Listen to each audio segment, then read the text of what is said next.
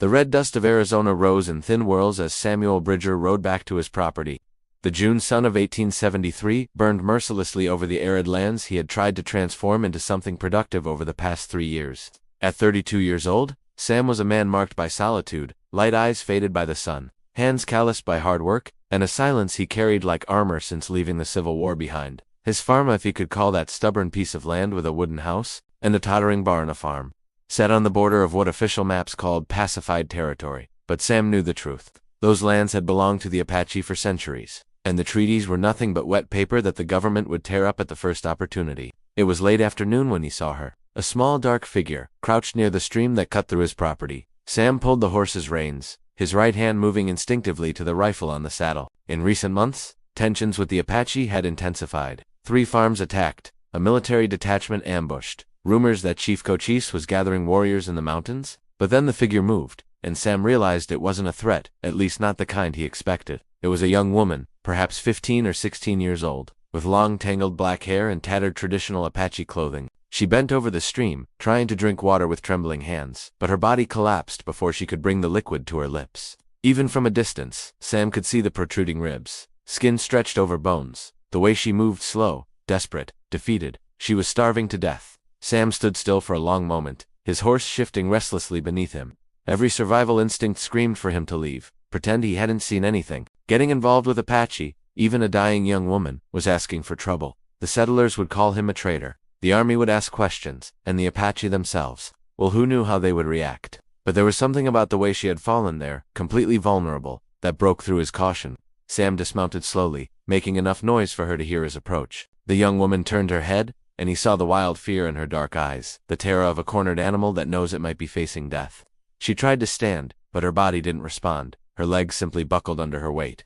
"Easy, easy," Sam murmured, raising his hands to show they were empty. He wasn't sure if she understood English, but the universal tone of non-threat usually crossed language barriers. Her eyes fixed on him with desperate intensity, jumping between his face and his hands, calculating her chances. Even in that state of extreme exhaustion, Sam could see the internal struggle happening, Apache pride battling against the brutal need for survival. Slowly, very slowly, Sam crouched down and grabbed his canteen. He unscrewed the cap and extended it to her, keeping enough distance so she wouldn't feel trapped. For a moment, she didn't move, just stared at the canteen as if it could be a trap. Then, thirst won. She dragged herself forward and grabbed the canteen with fingers that trembled so violently she almost dropped the water. She drank in desperate gulps, water running down the corners of her mouth, wetting the front of her already stained tunic. "Wait," Sam spoke softly, making a gesture to go slow. "You'll get sick." She didn't stop immediately, but eventually lowered the canteen, breathing with difficulty, her body shaking with effort. Her eyes never left his face, still assessing, still waiting for the blow she clearly expected to come. Sam looked at the sky. The sun was beginning to set, painting the horizon in oranges and purples. He needed to make a decision. He could leave her there. She would probably die during the night, but it wouldn't be his problem. Or he could do something that would most likely change his life in ways he couldn't predict. "Come," he said finally, standing up. "I have food at the house." The young woman didn't move, her eyes narrowing with distrust. Sam sighed, went to his horse and got a piece of jerky from the saddlebag. He came back and placed it in her hand, then stepped back several paces. She looked at the meat as if it were gold, then devoured it so quickly she almost choked. Sam waited, then gestured for her to follow him. She hesitated, but when he began walking toward the house, she dragged herself behind him, using her hands and knees when her legs failed. Sam's house was simple, a single large room with a bed in one corner, a rough table, a wood stove, and shelves with provisions he had managed to save. He lit a lantern when they entered, the faint light revealing the Spartan interior. The young woman stopped at the door, her body tense, clearly never having been inside a white man's building before. Sam didn't pressure her. Instead, he went to his provisions and got bread, real bread, which he had made 2 days before, still relatively fresh in a damp cloth. He broke off a generous piece and extended it to her. The transformation in her face was instantaneous. That bread meant more than food. It meant kindness, something she clearly didn't expect from a white man. She moved forward, took the bread, and this time ate more slowly. Her eyes filling with tears she tried to hide by turning her face. Sam prepared more food, cooked beans, more bread, a bit of coffee. She ate everything, each bite seeming to bring her back to life. When she finished, she finally spoke, her voice hoarse from disuse or dehydration.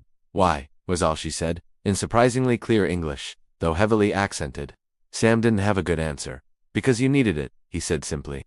She studied his face for a long moment, then nodded slightly, as if that explanation made some sense in her world. Sam gave her a blanket and indicated she could sleep in the corner near the stove, where it was warmer. He would stay in the chair, rifle in his lap, just as a precaution. As she wrapped herself in the blanket, Sam wondered what kind of storm he had brought into his house. He would find out the next morning. Dawn came with an unnatural silence. Sam woke with a start. His survival instinct ignited even before his eyes fully opened. The young Apache woman still slept, wrapped in the blanket, but it was the silence outside that alarmed him. No birds singing, not the usual wind, nothing. He rose silently and went to the window, slightly pulling aside the worn curtain, and then his blood ran cold. They were everywhere. Apache warriors, perhaps 150 of them, forming a perfect circle around his property. Mounted on paint and Appaloosa horses, faces painted for war, rifles and bows in their hands, they simply waited, motionless as stone statues, but emanating a threat so palpable that Sam could feel it through the walls of his house. His farm was completely surrounded.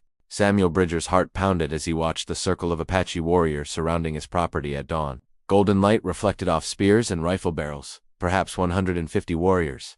Far too many to fight. His rifle was loaded with maybe 30 minutes of ammunition, but what difference would that make? If they wanted him dead, he would already be dead. The fact they were simply waiting meant something. Behind him, the young Apache woman he'd sheltered the previous night awakened, her eyes, filled with fear the night before, now shone with recognition and relief.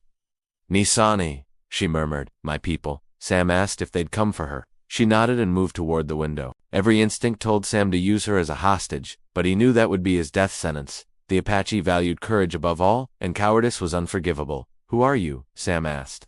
For so many warriors to come looking, she straightened with pride. "I am Dakia, daughter of Nate, granddaughter of Cochise." The name hit Sam like a punch. Cochise, the legendary Apache leader, who had kept the U.S. Army occupied for a decade. He had fed and sheltered Cochise's granddaughter. Dakia explained she'd been captured by soldiers 3 moons ago, held at the fort to force her grandfather to sign a treaty. But she escaped, running for days through the mountains without food or water, thinking she would die before finding her people. Before Sam could stop her, Dakia walked onto the porch. Instantly, all warriors turned toward her. Recognition, astonishment, and relief rippled through the circle. A tall warrior rode forward in her father. He dismounted and embraced her, tears in his eyes as he checked if she was hurt. Other warriors gathered around, touching her, verifying she was alive. Then Dakia began to speak, pointing to Sam. Every eye turned to him as she told his story, how he'd found her, fed her, given her shelter without asking anything in return. Nate listened in silence, his face unreadable. When Dakia finished, he spoke curtly in Apache, and she responded vehemently, clearly defending Sam. Other warriors joined the debate. An older gray-haired warrior spoke with such authority that even Nate listened with deference. Finally, Nate stepped forward and climbed the porch steps. Stopping a meter from Sam, he removed a necklace from his belt, turquoise beads and bear claws, clearly valuable. "Among my people," Nate said in nearly perfect English, "there is an ancient law. If someone saves a life, that life owes them a debt, but when you save the life of a chief's daughter, the debt belongs to the entire people." He placed the necklace around Sam's neck. "This is the sign that you are a friend of the Apache people. While you wear this, none of my warriors will raise a hand against you. Your house, your lands, are under our protection." But Nate had one final test. "More soldiers will come looking for my daughter. When they discover she was here, they will ask questions. What will you tell them?" Sam looked at Dakia, then back at Nate. "I will say I saw nothing. That I found signs someone drank from my stream, but they had already left when I arrived. I'm not good at lying, so I'll keep my story simple." A ghost of a smile touched Nate's lips. "You are an honest man who chooses not to be honest with those who do undeserve honesty. This is wisdom." They clasped arms, sealing the agreement like warriors. Nate added, his father Cochise, now old, had asked to meet the white man who showed kindness to his granddaughter when he could have shown cruelty. Would Sam come when summoned? Sam promised he would. The warriors departed as silently as they'd arrived, taking Dakia back to her people.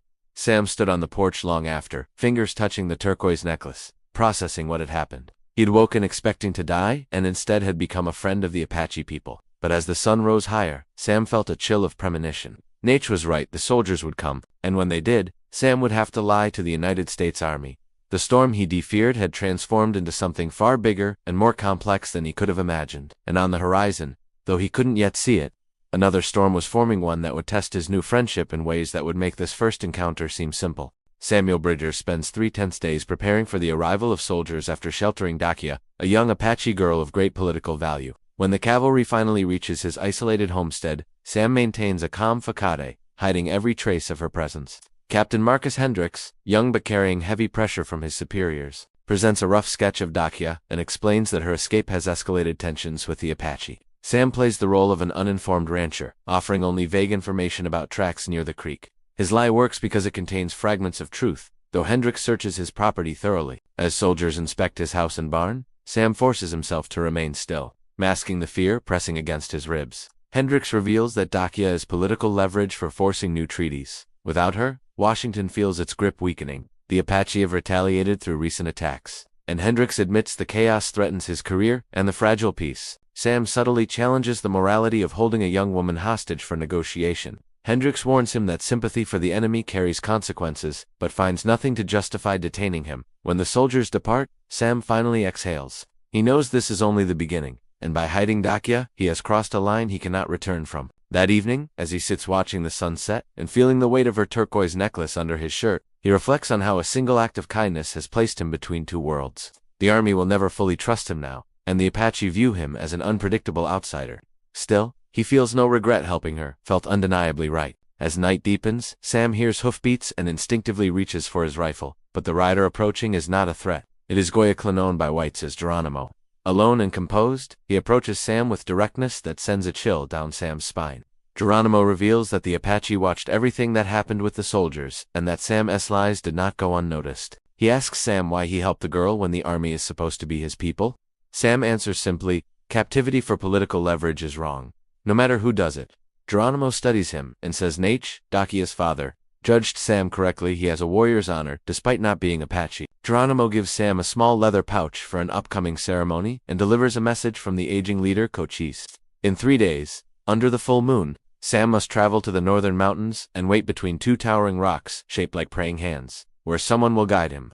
Cochise wishes to meet him before he dies, honoring the man who showed kindness to his granddaughter. The revelation that Cochise is dying explains the chaos stirring across the region, different Apache factions bracing for a shift in leadership. While the U.S. military grows increasingly desperate to secure a treaty before the old chief passes, Geronimo warns Sam that although the Apache will protect him, white men will not. The necklace shields him from Apache blades, but does nothing against settlers who hate native people or soldiers who already suspect him. If he continues down this path, he chooses danger knowingly. But Geronimo also acknowledges that this choice reflects true honor.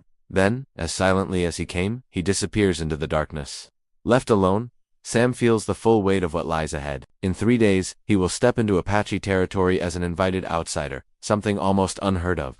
He knows this could kill him if not the journey, then the wrath of either side should they interpret his actions as betrayal. Yet as he holds the ceremonial pouch and the turquoise necklace, he senses a purpose he has not felt since the Civil War. His life has been drifting since Gettysburg, haunted by duty and survival. Now, for the first time, his choices matter in a way that feels deeply human. Sam understands that he stands on dangerous ground between cultures and conflict, between loyalty and conscience, between survival and meaning.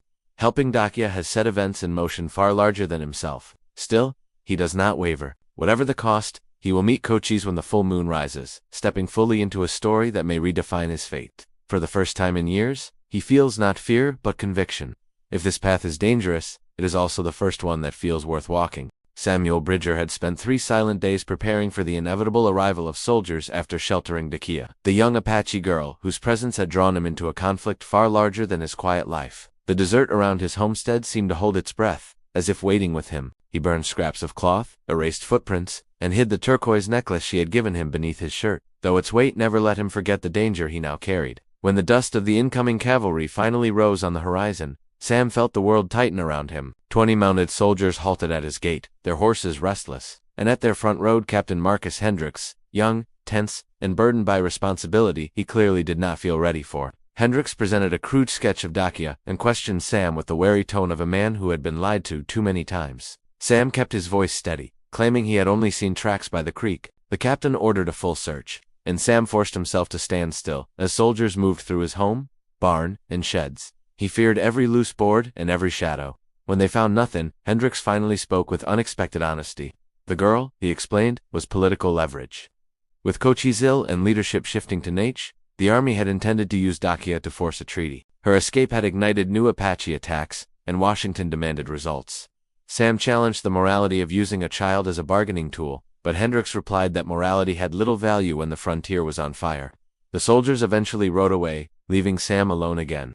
Only then did the tension leak from his chest. He knew the army's suspicion would linger, but he also knew he could not have acted differently. The memory of Dakia's frightened eyes during her escape stayed with him. As night fell, he sat outside, the desert cooling around him, thinking of the choice that had set everything into motion. His life, once simple and predictable, had been thrust into a current he could no longer step out of. Near midnight, he heard a single horse approaching. Sam reached for his rifle, but stopped when he recognized the calm, controlled posture of the rider. It was Goyakla Geronimo to the whites. He dismounted without fear, moving like a man who belonged to the night itself. Geronimo told Sam that the Apache had watched everything that happened with the soldiers and had seen his lie. He wanted to know why Sam had helped Dakia. Sam answered truthfully. Capturing a girl to force political obedience was wrong. Geronimo studied him in silence, then nodded. Nate, he said, believed Sam had the honor of a warrior, despite being white. Geronimo handed him a small leather pouch, explaining that Cochise wished to meet him before he died. 3 nights from now, under the full moon, Sam must travel to the stone formation called the Praying Hands. Someone would meet him and guide him. Such an invitation was rare, nearly unheard of. Geronimo warned that although the necklace would protect him among the Apache, it would not protect him from white men who hated their people or from soldiers who already suspected him. By choosing a side, Sam was placing himself in mortal danger. But Geronimo also told him that courage mattered more than safety. When the Apache warrior slipped back into the darkness, Sam remained seated, holding the pouch and feeling the weight of the moment. He thought of the war he had fought years before, the promises he had broken, and the empty days that had followed. For the first time, he felt anchored to something meaningful. He knew the path ahead would be perilous, but he also knew he had already taken the first irreversible step. Helping Dakia had awakened a sense of purpose he had long believed lost. In 3 days he would walk into Apache territory, meet Cochise, and accept whatever fate awaited him. Whether he found death or honor did not matter as much as the fact that, after years of drifting, he finally felt alive again. The desert wind shifted, carrying with it the faint scent of smoke and juniper, and Sam understood that he stood on the threshold of a story larger than himself, one that would shape not only his future but the fate of everyone caught between 2 worlds. Samuel Bridger woke at dawn to sounds of movement in the Apache camp. The ceremonial drink had left a lingering taste and slight fog in his head, but nothing unbearable. The new necklace felt heavier not physically, but symbolically. Dakia brought him food, smiling that he'd woken early, but her expression turned serious. He is worse this morning. The ceremony took much of his strength, Nate says. Perhaps not much time. Before Sam could respond, Nate burst in urgently. You must leave. Now. Scouts saw soldiers, a large force, maybe 50 men, moving toward this area. Someone talked, or they followed tracks. Sam understood immediately. If they found him here after he'd lied to them, it would be considered treason. They'd hang him, and they'd use his presence as excuse to attack the camp. Claiming the Apache had kidnapped him, giving Washington reason to break the treaty. Let me go meet them, Sam said suddenly. I can say I was hunting in the mountains, found old camp signs but nothing current. I can redirect them away. Nate studied him. You would risk your life for my people. After knowing them only one night, Cochise made me brother. That means something, doesn't it? A slow smile spread across Nate's face. My father chose well. 20 minutes later, Sam was riding with 2 Apache scouts guiding him through hidden trails. They positioned him to intercept the soldiers from the east. When they spotted the cavalry column in the distance, the scout Chato pointed. You'll reach them in an hour. They're going the wrong direction now, but if they continue, they'll find our valley by sunset. I'll make sure they don't continue, Sam promised. He intercepted Captain Hendricks in a narrow gorge. Hendricks was immediately suspicious. What a coincidence, finding you so far from your farm, Mr. Bridger. I was hunting. It's been a lean season. In these specific mountains where our scouts reported significant Apache activity, Hendricks's tone made clear he didn't believe a word. His gaze fell on Sam's necklace. That necklace? I haven't seen you wearing it before. Sam's heart jumped, but he kept his expression neutral. Bought it from a trader in Tucson 6 months ago. It's turquoise, worth something. Why? Is it illegal now? It looks like Apache work. Maybe it is. Trader said it was Navajo. It's just a necklace, Captain. Are you accusing me of something? Hendricks had Sam searched thoroughly. They found nothing. Sam had been careful, but Hendricks wasn't satisfied. We have reports of significant Apache activity in these mountains, and now I find you here, conveniently, with a story about hunting. Sam pushed back boldly. Not my problem, the army coup. Unfind Apache who do want to be found. I'm just trying to put food on the table. If that's a crime, arrest me. Otherwise, I'd like to go home. Hendricks had no evidence. He gestured brusquely. Go, but be warned I'm watching you. One wrong step, any evidence you're helping the enemy, and there won't be a trial. There are enough trees in Arizona to hang traitors. I'm not a traitor, Sam said calmly. I'm just a man trying to live in peace. Sam rode away. But when he arrived at his farm at dusk, he found his door ajar, though he'd locked it when he left. Inside waited 3 men. Not soldiers. Bounty hunters or vigilantes, with hard eyes and harder guns. Well, well, the big one, with a scar, said. The Apache lover finally comes home. I saw you coming out of the mountains with those savages, the man Jake continued. Saw them put that necklace on you. Saw you embrace old Cochise like you were brothers. Sam's stomach sank. They'd been watching the camp. They'd seen the ceremony. There's good bounty for Apache, Jake said, but better bounty for white men who help them. When we take you to the fort, when we tell what we saw, ...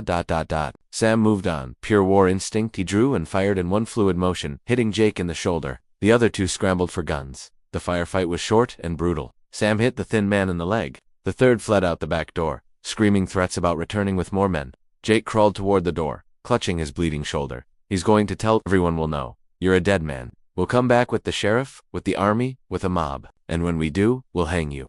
Then we'll go into those mountains and kill every Apache we can find. Sam watched him crawl away and disappear into the darkness. Then he stumbled inside, trembling violently. It was over. They knew. And when they spread the word, every settler, every soldier, every bounty hunter in Arizona would come after him. And after the Apache, because of him, because of his choice to show kindness to a starving young woman. The sound of hooves interrupted his dark thoughts. Apache riders, Nate at the front, with a dozen warriors. Our scouts saw the bad men at your house, Nate explained. We came as soon as we could. He saw the blood, and nodded without surprise. My father said this would come. Said your kindness would birth a storm that couldn't be stopped. But he also said storms pass. And when they pass, the world is washed clean. You have a choice now, Samuel Bridger. You can stay here, wait for them to come, die alone, or you can come with us. Live with Apache, be truly our brother. Not just in ceremony, but in life. Sam looked at his farm, the modest house he'd built, the fields he'd tried to cultivate, the life he'd tried to make.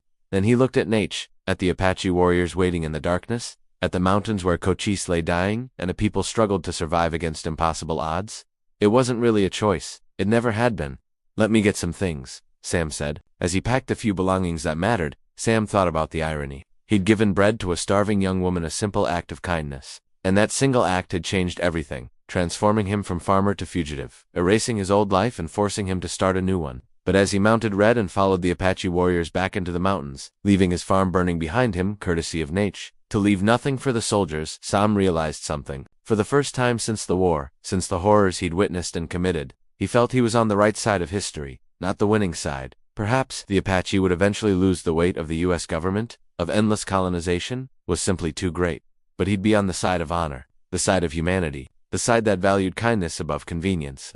And if that eventually killed him, at least he'd die as the man he'd chosen to be, not the man circumstances tried to force him to be. As they rode deeper into the mountains, the full moon lighting their path, Sam touched the turquoise necklace and thought of Cochise dying, but at peace, knowing he'd found a white man who understood. That before sides, before war, before everything, there were just people trying to make right choices in a world that rarely made them easy. And sometimes, Sam thought, sometimes a simple piece of bread could change everything. For better or worse, only time would tell. But he regretted nothing.